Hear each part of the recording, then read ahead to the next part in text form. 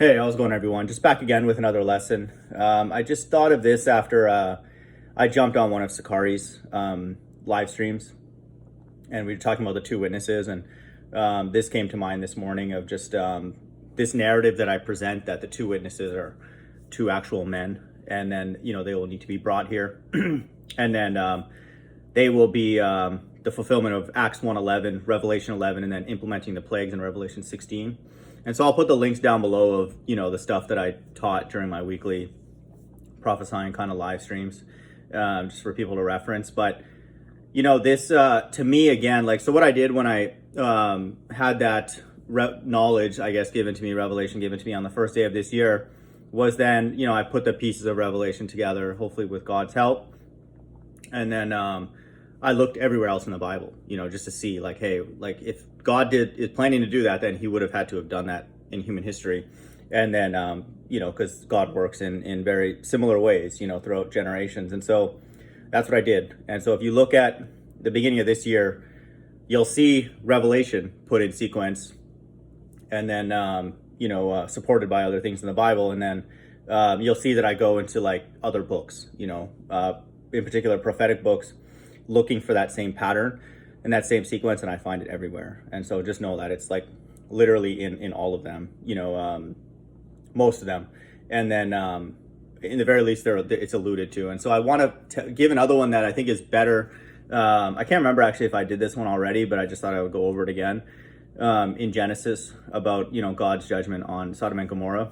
And so it's the same pattern. And so this is why I know, and I'm not saying this arrogantly, that what I teach is correct, because it's the same thing, everywhere in the Bible. If it was only one other place, I'd be not really strong evidence, but still pretty good. But this is the very first book in the Bible. And so God has been doing what he's planning to do in the end times, which I believe is going to happen very, very soon, since the beginning. And so this is why, again, I don't say this arrogantly, I know that that's the right sequence. And so the thing that's going to kick that sequence off is Christ appearing in the sky.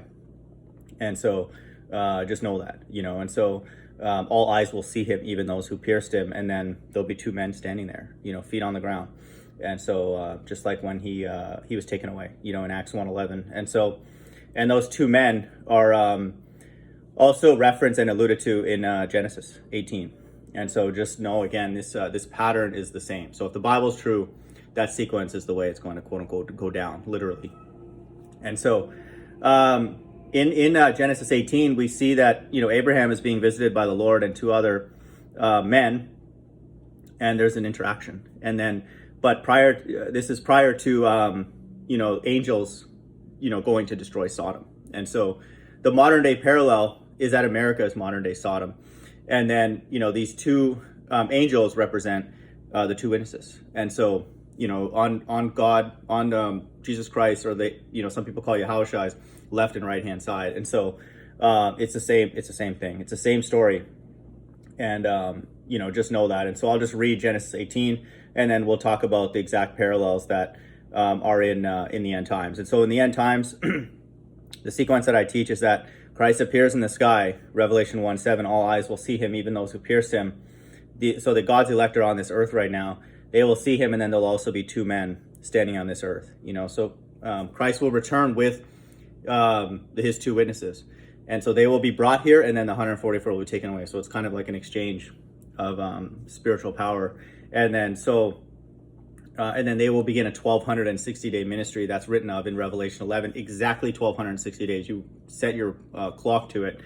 And then during that period of time, they're going to be implementing the plagues in Revelation 16. A lot's going to be happening. It's called the Great Tribulation, according to Jesus, or Yahushua. And so they will be administering the plagues in Revelation 16. The gospel is going to be preached through the flying scrolls, the UFOs. The mark of the beast is going to be implemented. And, all the stuff that's happening in Revelation 11 and Revelation 16 will be fulfilled during that 1,260-day time period, and then they'll be chastised, and that's also relevant to this Genesis passage that I'm going to read. And so the world is going to hate them, and then they're going to work towards killing them. They won't be successful until the end of that 1,260-day period, and then right after that, America's burned. And then Christ reappears with his elect to have this battle of Armageddon, which is a space war. That's why they have all that space war, space defense force or whatever. And so they're preparing, the world leaders are not preparing to fight with each other. Predominantly it's against an invader, which is Christ and his elect. And so just know that that's the sequence that I teach, and that's what's in the Bible, and it's supported here in Genesis 18. And so just know that. And these two witnesses in Revelation 11 are two actual men. And so let's read in Genesis 18. I'll just read in the ESV because it's a little bit easier to read. And the Lord appeared to him, Abraham, by the oaks of Mamre as he sat at the door of his tent in the heat of the day. He lifted up his eyes and looked, and behold, 3 men were standing in front of him. So it's the Lord and then 2 others. This is the exact parallel in the end times. Again, nothing's new under the sun. God operates the same way. When Christ returns, when we see him in the sky, there'll be 2 men with him. And he's going to be bringing them here because he always brings his representatives first before he brings destruction. And so he's, quote, dropping them off 1,260 days prior to him destroying America. And so he always sends his prophets. And in this case, it's the same thing in Genesis 18. And in the last days, it's going to be the exact same thing. But he's bringing them, just like he's bringing them here with him. And so at the Transfiguration, you see Moses and Elijah. In Revelation 11, you see Moses and Elijah referenced. And here, it's the same thing, you know. And so whether it's actually Moses and Elijah or representing them, it doesn't matter for the sake of what I'm teaching right now. But he lifted up his eyes and looked, and behold, 3 men were standing in front of him. When he saw them, he ran from the tent door to meet them and bowed himself to the earth and said, "O Lord, I have found favor in your sight. Do not pass by your servant. Let a little water be brought and wash your feet and rest yourselves under the tree while I bring a morsel of bread that you may refresh yourselves. And after that you may pass on, since you have come to your servant." So they said, "Do as you have said." And Abraham went quickly into the tent to Sarah and said, "Quick, 3 seahs of fine flour, knead it and make cakes." And Abraham ran to the herd and took a calf, tender and good, and gave it to a young man who prepared it quickly. Then he took curds and milk and the calf that he had prepared and set it before them, and he stood by them under the tree while they ate. They said to him, "Where is Sarah, your wife?" And he said, "She is in the tent."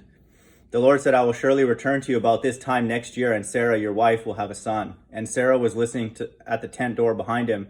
Now Abraham and Sarah were old, advanced in years.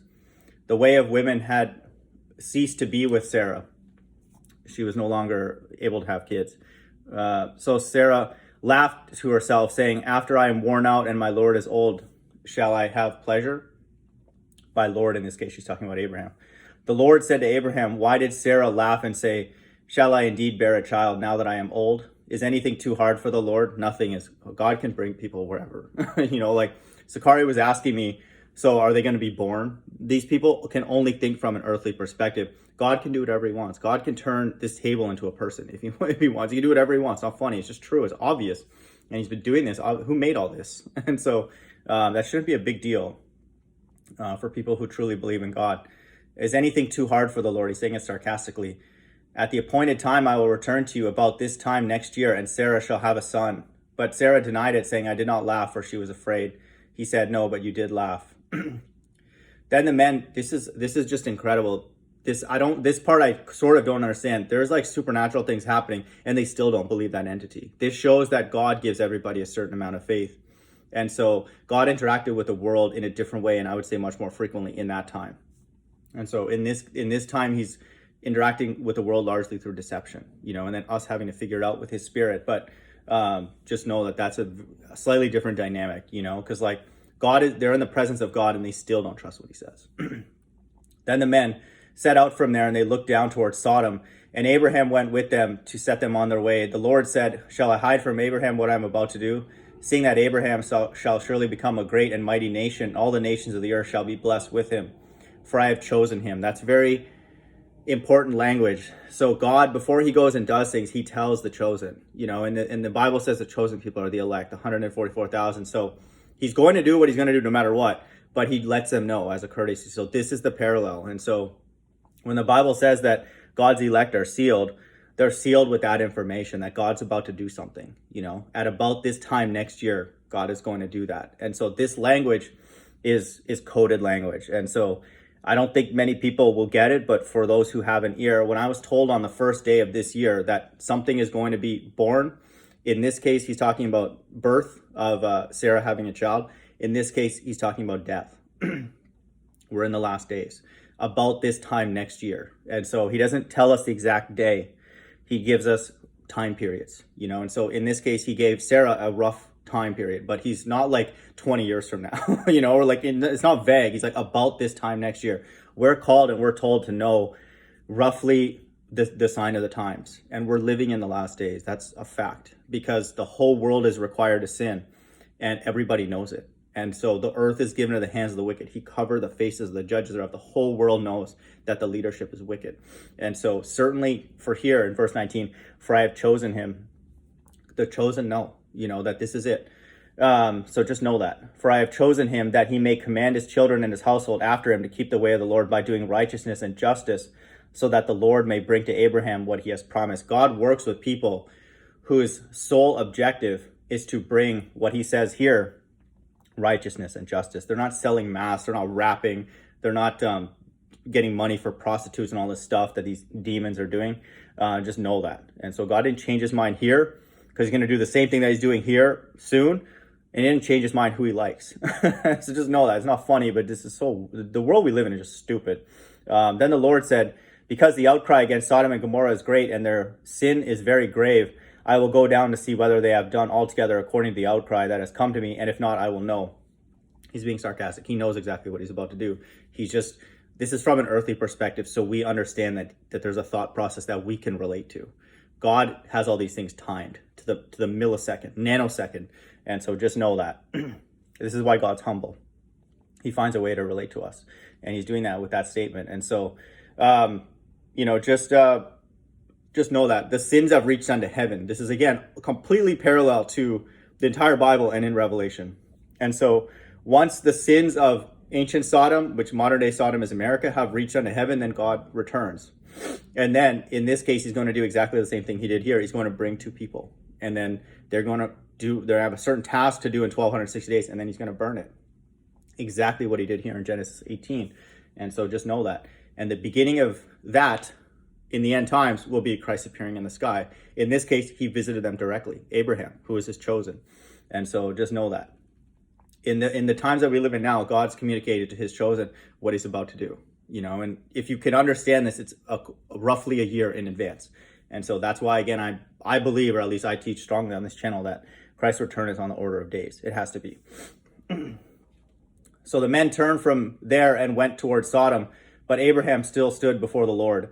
Then Abraham drew near and said, will you indeed sweep away the righteous with the wicked? Suppose there are 50 righteous within the city. Will you sweep away the place and not spare it for the 50 righteous who are in it? Far be it from you to do such a thing, to put the righteous to death with the wicked, so that the righteous fare as the wicked. Far be that from you. Shall not the judge of all the earth do what is just? And the Lord said, if I find at Sodom 50 righteous in the city, I'll spare the whole place for their sake. So now Abraham is kind of negotiating with God. And this is what we do. This is, again, the chosen negotiate with God. And again, this is only for a certain number of people. We let God know how much more time we will stand in this place. And so we are free to negotiate whatever we want with God. If you want to stay here, you can stay here as long as the government will allow you, or whatever, or God will allow you. And just know that. And so, this is what Abraham's doing. And this is what righteous people do. They interact with God directly, and they negotiate with God. But they appeal to things that are true about him, like that he's a righteous judge. And so just know that. Abraham answered and said, behold, I have undertaken to speak to the Lord. I am but dust and ashes. So he's very aware of how he's nothing, except whatever God can make him out of those dust and ashes. So he's very, very humble. He walked the walk. He's exactly, this is the exact reason why God visited him first, to let him know what's about to happen.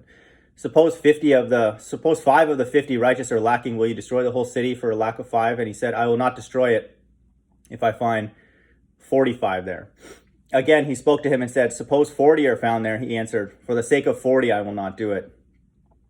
Then he said, oh, let not the Lord be angry, and I will speak. Suppose 30 are found there. He answered, I will not do it if I find 30 there. He said, behold, I have undertaken to speak to the Lord. Suppose 20 are found there. He answered, for the sake of 20, I will not destroy it. Then he said, O Lord, let not the Lord be angry, and I will speak again. But this one, suppose 10 are found there. He said, for the sake of 10, I will not destroy it. And the Lord went his way. when he had finished speaking to Abraham, and Abraham returned to his place. And so he's not going to find very many, and I just want people to know, and this is not proclaiming that I'm in that group, but just don't be shocked by this, that God is only dealing with a very, very few people. And in this case, he's not actually able to find 10 people. And so this is representative of the end times salvation, where few people are taken out before the two witnesses begin their 1260-day ministry. And then we're going to see that here. And so this is chapter 19, Genesis 19. God rescues Lot. The two angels came to Sodom in the evening. So now God has brought them here, and then only the two angels go into Sodom. And again, use the modern day comparison, it's America. And so first there's three people, the Lord and then his two witnesses, in this case it's two angels. And then they're discussing with his elect, in this case it's Abraham, telling him what's going on. And then, he goes. Then he sends the two angels to Sodom, which again is America. And so that's the same with the two witnesses. And Lot was sitting in the gate of Sodom. When Lot saw them, he rose to meet them and bowed himself with his face to the earth and said, "My lords, please turn aside to your servant's house and spend the night and wash your feet. Then you may rise up early and go on your way." They said, "No, we will spend the night in the town square." But he pressed them strongly, so they turned aside to him and entered his house. And he made them a feast and baked unleavened bread, and they ate. This is representative of that 1260 days, where these two angels are in the quote house. They're staying there. And then guess what happens when they're here? Here. They're going to get chastised by the people of Sodom. And then the Bible says in Revelation 11 that those two witnesses are going to get chastised by the entire world. And so just know that this is a micro representation of what's going to happen on the macro level in the last days, and I believe very soon. But before they lay down, the men of the city, the men of Sodom, both young and old, all the people to the last man, surrounded the house, and they called to Lot, "Where are the men who came to you tonight? Bring them out to us, that we may know them."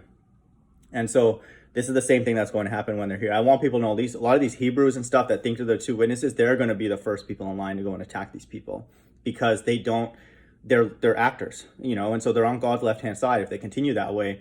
And so the whole world's going to turn against them. So if they're going to turn against them, obviously the Christian church is not going to have any idea what's going on. The whole world's going to hate these people. And so in this time, because Sodom was filled with homosexuality, they're going to want to be with these men, and so we don't know. That's why it's not safe. That's why I know we're in the end times, because I don't feel safer. Certainly these two, the two witnesses won't feel safer, because they're going to have a tremendous amount of power and people are going to really hate them. This is exactly what the Bible says. And so it makes sense. And so they're not going to be safe here. So God can't have, 10 years of just letting America sort of just wither away slowly and gradually. He has to be quick, but he's fair. He's going to give enough time to get the mixed multitude out, the people who refuse the mark of the beast. And so just know that, but we're not looking at like 100 more years of America, or even 10 more years, nothing like that. Lot went out to the men at the entrance, shut the door after them, and said, "I beg you, my brothers, do not act so wickedly. Behold, I have two daughters who have not known any men. Let me bring them out to you, and do to them as you please. Only do nothing to these men, for they have come under the shelter of my roof." But they said, "Stand back." And they said, "This fellow came to sojourn, and he has become the judge. Now we will deal worse with you than with him." Then they pressed hard against the man Lot and drew near to break the door down. But the men reached out of their hands and brought Lot into the house with them and shut the door. And they struck with blindness the men who were at the entrance of the house, both small and great. That's, again, both small and great is language of the end times with the mark of the beast. So that they wore themselves out groping of the door. They had power. They can make people blind. And so this is the same type of power that they're going to have in the last days, except they're going to be administering the plagues in Revelation 16. They're going to have power over the weather, over the sun, over the water, everything, the electricity grid, all that kind of stuff. So just know that it's the exact same thing. Then the men said to Lot, "Have you anyone else there, son-in-laws, sons, daughters, or anyone you have in the city? Bring them out of this place, for we're about to destroy this place, because the outcry against this people has become so great before the Lord, and the Lord has sent us to destroy it." Why would God care so much? It's like, whatever. Let's say there's a group of people that are just disgusting.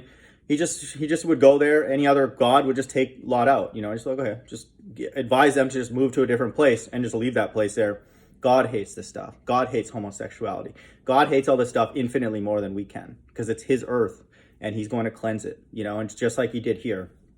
This is not our judgment, this is God's judgment. So if God exists, it's going to happen. It's going to happen to America. We have to believe that, and we have to want that, because it's a righteous judgment. Even if we're destroyed in it, it doesn't matter. And so just know that. That should be our mindset. Then the men said to Lot, "Have you anyone else here?" I'll read 13. For we're about to destroy this place because the outcry against his people has become so great before the Lord. And the Lord has sent us to destroy it. So God brought those two people. And so just know that. And they're going to have power and they're going to act in a certain way. They're going to be righteous. Just know that. So Lot went out and said to his sons-in-laws who were to marry his daughters, up, get out of this place, for the Lord is about to destroy the city. But he seemed to his son-in-laws to be jesting. So none of them took him seriously. Let's just, whatever, who cares? No, everything's fine. No big deal. Not a problem. Just know that that's what's happening right now. As morning dawned, the angels urged Lot, saying, up, take your wife and your two daughters who are here, lest you be swept away in the punishment of the city. But he lingered. So the men seized him and his wife and his two daughters by the hand, the Lord being merciful to him, and they brought him out and set him outside the city. This is again symbolic. Even people like me who hate this place, there could still be a little ounce of us wanting to be here because it's like still what we're used to. So God takes them away. They're taken. And so this is salvation. This is the quote pre-plague rapture that I talk about, and that's in the Bible, taken away prior to the hour of temptation. And so God doesn't get people's opinion, just takes them because it's his body, it's his soul. Everything is God's. And so just know that this is salvation in the last days for God's people. The Lord being merciful to him, and they brought him out and set him outside the city. So he brought him to a safe place. And as they brought them out, one said, escape for your life. Do not look back or stop anywhere in the valley. Escape to the hills, lest you be swept away. And the Lord said to him, oh no, my lords, behold, your servant has found favor in your sight, and you have shown me great kindness in saving my life. This is salvation. But I cannot escape to the hills, lest the disaster overtakes me and I die. Behold, the city is near enough to flee to, and it is a little one. Let me escape there. Is it not a little one? And my life will be saved. He said to him, behold, I grant you this favor also, and I will not overthrow the city of which you have spoken. Escape there quickly, for I can do nothing till you arrive there. Therefore the name of the city was called Zoar. The sun had risen on the earth when Lot came to Zoar. Then the Lord rained on Sodom and Gomorrah sulfur and fire from the Lord out of heaven, and he overthrew those cities and all the valley and all the inhabitants of the cities and what grew out of the ground. The Bible says in America, it will never be inhabited again. So it's exactly the same judgment that is happening in Sodom that's going to happen here. But Lot's wife behind him looked back, and she became a pillar of salt. And Abraham went early in the morning to the place where he had stood before the Lord, and he looked down toward Sodom and Gomorrah and toward all the land of the valley. And he looked, and behold, the smoke of the land went up like the smoke of a furnace. So it was that when God destroyed the cities of the valley, God remembered Abraham and sent Lot out of the midst of the overthrow, when he overthrew the cities in which Lot had lived. And so just know that, that's the narrative, and again, it's the exact same narrative that is going to happen in the last days. And so it's exactly the same. Christ returns. He's with two witnesses, actual men. He brings them here. They come here, and then people are like, who are you? What are you? What are you doing to us? And like all that kind of stuff, social distance, wear a mask, and they're going to be tormenting the world with the plagues in Revelation 16. They're going to be chastised, and then they're going to want to kill them. And so in this case, in the end times, they're going to be successful, and then they're going to be taken away. And so, just know that. But then right after that, God destroys America, just like he did right here in Sodom. And so that's the narrative. And so just know that there's absolutely nothing new under the sun. This sequence is the exact same pretty much as the one in the end times that I teach, and it's everywhere else in the Bible.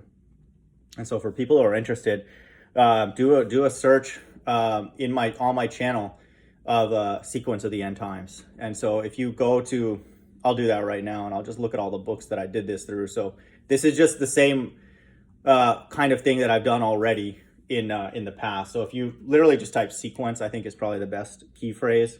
And then if you look, because I was told this on the first day of this year, and then that's when I made that video that's 1 hour and 24 long. Again, 2:4:44. The video's length is 1:2:4:44. So it's only certain people will get it. But that was made on January 6th. And then I started going into all the major and minor prophets: Malachi 3 and 4, Zechariah 10 and 11, Daniel 12, Joel 2 and 3, Zechariah 2 and 6, Wisdom of Solomon, 2nd Ezra, and now Genesis. And so that sequence that I presented on in that video, an explanation of the book of Revelation. Let me get the exact title. Again, I'll put the links of the 3 main videos below. But this longer video, notice how YouTube, the actual video's length is 124:43, but it rounds it off to 44 when you look at it. And then the length of that PowerPoint for those numerology people when I made it was 911 kilobytes. And so I don't take these as coincidences. 911 is a very, very important number. And so just know that. But this this video is called An Explanation of the Book of Revelation plus Revealing the Sequence of the End Times. And so it's not that big of a mystery now because that sequence is everywhere. And so the only thing that I'm waiting for at this point, and just killing time until that happens, until God literally kills time, is I'm waiting for Christ to appear, and to bring us 2 witnesses here. That's all I care about. There's nothing to talk about for me personally. That's just what it is. I used to go on debates and do different things and all that. And so I was comforted to know when I talked to Sakari that other people recognize that the 2 witnesses are 2 men, because it has to be. It's definitely not these ex-drug dealers, some of them current drug dealers, rappers, getting prostitutes. It's not none of that. It's disgusting. That's stupid to think that. Why would God use people who are disgusting to go and destroy the people that are also disgusting? And so that God would be stupid. And so these 2 witnesses have to be pure, and they are pure because it's Moses and Elijah. And it's the same narrative that's in Genesis 18 and 19 as in all those other books. And so just know that. And so that's the way it is. And so all I'm looking for personally is Christ's appearance. Because when Christ appears, that is also going to be the time of the 2 witnesses. In that day, 1260 days is going to be great tribulation. The world is going to be tormented by these 2 people, and they're going to hate them because this world hates God. And so they're going to hate the 2 representatives of God, and they're going to work towards killing them, and then they're going to be successful, but only at the end of that 1260 days. And then God's fully done with this place. He's gotten the mixed multitude out from all nations on earth. The rest of the people have the mark of the beast, and then he just starts killing everything, and just exactly the same as this. There's like no life allowed, on that ground that God does that stuff to, without God replenishing it with the kingdom of heaven. So just wanted to put that out there, and this is why it's very, very important to know all aspects of the Bible in order to understand the book of Revelation. Your mind has to be open to the whole thing in order for the book of Revelation to make sense. And, we'll keep our eyes to the sky. Hope everyone's doing well. Bye.